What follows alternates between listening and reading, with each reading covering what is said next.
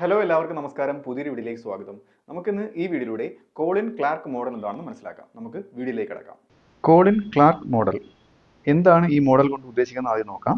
The Colin Clark model focuses on the relationship between government expenditure and economic growth. അതായത് government ഓരോ expenditure നടത്തും. എന്തിനു വേണ്ടിയാണ്? ഇപ്പം ഉദാഹരണത്തിന് കൺസ്ട്രക്ഷൻ ഓഫ് റോഡ്, പിന്നെ ഇൻഫ്രാസ്ട്രക്ചർ ഒക്കെ ഡെവലപ്പ് ചെയ്യുന്നതിന് വേണ്ടിയിട്ട് ഗവൺമെന്റ് ഓരോ എക്സ്പെൻഡിച്ചർ നടത്തും, ഓരോ സ്പെൻഡിങ് നടത്തും. അപ്പോൾ ഇതും എക്കണോമിക് ഗ്രോത്ത്, അതെല്ലാം ഈ സ്പെൻഡിങ് എല്ലാം നടത്തുന്നത് എക്കണോമിക് ഗ്രോത്തിന് വേണ്ടിയിട്ടാണ്. അപ്പോൾ ഈ രണ്ട് കാര്യങ്ങൾ തമ്മിലുള്ള റിലേഷൻഷിപ്പാണ് ഈ മോഡൽ പറയുന്നത്. It was proposed by Colin Clark. ഇദ്ദേഹം ഒരു ബ്രിട്ടീഷ് എക്കണോമിസ്റ്റ് ആണ്. ഇദ്ദേഹമാണ് ഇത് ഇൻട്രൊഡ്യൂസ് ചെയ്തത്. Who studied how excessive government spending, അതായത് അമിതമായിട്ട് ഗവൺമെന്റ് സ്പെൻഡ് ചെയ്യുമ്പോഴത്തേക്ക് can negatively impact economic performance, അത് നെഗറ്റീവായിട്ട് എക്കണോമിക് പെർഫോമൻസിനെ ബാധിക്കുന്നത് എങ്ങനെയാണ് എന്ന് ഇദ്ദേഹം ഒരു പഠനം നടത്തിയുണ്ടായി. അപ്പോൾ അതിനെപ്പറ്റിയാണ് ഈ മോഡൽ പറയുന്നത്.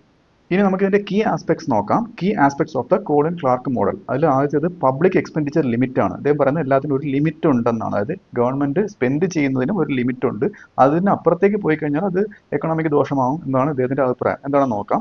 Clerk argued that when government spending exceeds 25% of national income, അഥവാ GDP, അതായത് ഇതിന്റെ നാഷണൽ ഇൻകത്തിന്റെ അല്ലെങ്കിൽ GDP-യുടെ 25% കൂടുതലാണ് ഗവൺമെന്റ് സ്പെൻഡിങ് പോണതുണ്ടെങ്കിൽ it can have negative consequences on economic growth. അതായത് എക്കണോമിക് ഗ്രോത്തിൽ ഒരു രാജ്യത്തിന്റെ സാമ്പത്തിക വളർച്ചയിൽ നെഗറ്റീവായിട്ടുള്ള പ്രശ്നങ്ങൾ, പരിണിത ഫലങ്ങൾ ഉണ്ടാക്കുമെന്നാണ് ഇത് പറയുന്നത്. അപ്പം 25% താഴെ, നാഷണൽ ഇൻകത്തിന് 25% താഴെ ഗവൺമെന്റ് സ്പെൻഡ് ചെയ്യാവൂ എന്ന് ഇദ്ദേഹം പറയുകയാണ്.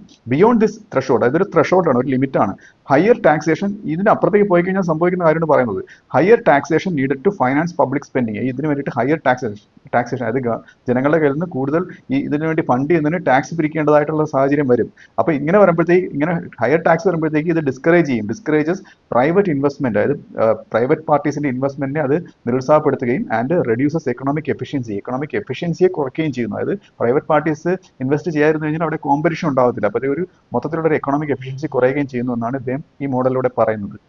അടുത്തത് ടാക്സേഷൻ ആൻഡ് എക്കണോമിക് എഫിഷ്യൻസിയാണ്. അതായത് high taxation reduces incentives for businesses and individuals to produce, invest and innovate. ഞാൻ പറഞ്ഞില്ല, ഇപ്പോൾ ഒരുപാട് ടാക്സേഷൻ വരുമ്പോഴത്തേക്ക് ബിസിനസ്സുകൾക്കും ഇൻഡിവിജ്വൽസിനും ഒക്കെ പ്രൊഡ്യൂസ് ചെയ്യാനുള്ളതും ഇൻവെസ്റ്റ് ചെയ്യാനുള്ളതും ഇന്നോവേറ്റ് ചെയ്യാനുള്ളതൊക്കെ ആ ഒരു പ്രചോദനം അവിടെ കുറയുകയാണ് ചെയ്യുന്നത്. അപ്പോഴത്തേക്ക് കാര്യം അവർ കൂടുതൽ ടാക്സ് അടച്ചുകൊണ്ടിരിക്കുകയാണ്, അവരുടെ കയ്യിൽ പൈസ കുറവാണ് റീഇൻവെസ്റ്റ് ചെയ്യാനുള്ള. ഓക്കെ, ഇങ്ങനെ ഒരു പ്രശ്നം ഇവിടെ ഉണ്ട്.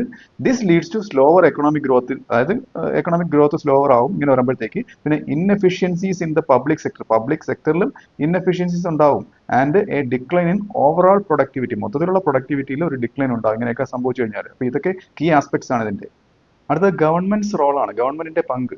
അതായത് while some level of government spending is necessary for infrastructure, അതായത് ചില ഏരിയകളിൽ ഗവൺമെന്റ് സ്പെൻഡിങ് വളരെ അത്യാവശ്യമാണ്. ഏതൊക്കെ മേഖലകളിൽ? ഇൻഫ്രാസ്ട്രക്ചർ ഡെവലപ്പ് ചെയ്യുന്നതിൽ, ഹെൽത്ത് കെയർ ഡെവലപ്പ് ചെയ്യുന്നതിൽ ആൻഡ് എഡ്യൂക്കേഷന് വേണ്ടിയിട്ട്. ഓക്കെ, ഇങ്ങനെയൊക്കെ ഇതിനൊക്കെ വളരെ അത്യാവശ്യമാണ് ഗവൺമെന്റ് സ്പെൻഡിങ്. അപ്പോൾ excessive spending leads to economic stagnation, അതായത് ഒരുപാട് സ്പെൻഡിങ്, നേരത്തെ പറഞ്ഞ പോലെ 25% കൂടുതലായി കഴിഞ്ഞാൽ എക്കണോമിക് സ്റ്റാഗ്നേഷൻ, ഒരു നിശ്ചലാവസ്ഥയിലേക്ക് പോകുന്ന ഒരു അവസ്ഥ ഉണ്ടാവും, അതായത് economy. Clark emphasized the need for governments to be cautious, അതായത് വളരെ മുൻകരുതലോട് കൂടി വേണം ഗവൺമെന്റ് സ്പെൻഡ് ചെയ്യാൻ. Okay, about increasing public expenditure. എന്ത് ചെയ്യുമ്പോഴത്തേക്ക് പബ്ലിക് എക്സ്പെൻഡിച്ചർ കൂട്ടി സ്പെൻഡ് ചെയ്യാൻ നേരത്ത് വളരെ ഒരു കോഷ്യസ് ആയിരിക്കണം എന്നാണ് പറയുന്നത്. ബിയോണ്ട് സസ്റ്റൈനബിൾ ലെവൽസ്, അതായത് ഒരു സസ്റ്റൈനബിൾ ലെവൽ ഉണ്ട്, അതിന് മേലോട്ട് സ്പെൻഡ് ചെയ്യാൻ പാടില്ല എന്നൊരു നിർദ്ദേശം ഗവൺമെന്റിന് ക്ലാർക്ക് കൊടുക്കുകയാണ്. ഇംപ്ലിക്കേഷൻസ് നോക്കാം. Implications of the Colin Clark model. അതായത് if public expenditure grows to large, public expenditure ഒരുപാട് കൂടിക്കഴിഞ്ഞാൽ it can create economic inefficiencies ഉണ്ടാക്കും ആൻഡ് ഗ്രോത്തിനെ സ്ലോ ഡൗൺ ചെയ്യും. നമുക്കറിയാം. There is an optimal size of government spending ഉണ്ട്, അതായത് 25% നേരത്തെ പറഞ്ഞില്ലേ. That balances public services and economic productivity, അതായത് പബ്ലിക് സർവീസിനെയും എക്കണോമിക് പ്രൊഡക്ടിവിറ്റിയൊക്കെ ബാലൻസ് ചെയ്യുന്ന ആ ഒരു optimal size of government spending ആണത്. എക്സസീവ് റിലയൻസ് ഓൺ ടാക്സേഷൻ, കൂടുതലായിട്ട് അമിതമായിട്ട് ടാക്സിനെ ഡിപ്പെൻഡ് ചെയ്ത് എന്ത് സംഭവിക്കും? അതായത് to fund government activities fund ചെയ്യുന്നതിന് വേണ്ടിയിട്ട് ടാക്സിനെ ഡിപ്പെൻഡ് ചെയ്ത് കഴിഞ്ഞാൽ can reduce private sector growth, അവിടെ പ്രൈവറ്റ് സെക്ടർ ഗ്രോത്ത് കുറയുകയാണ് ചെയ്യുന്നത്. അപ്പോൾ ഈ വീഡിയോ നിങ്ങൾക്ക് മനസ്സിലായെന്ന് വിശ്വസിക്കുന്നു. അടുത്ത വീഡിയോയുടെ മറ്റൊരു വിഷയമായി വീണ്ടും കാണാം.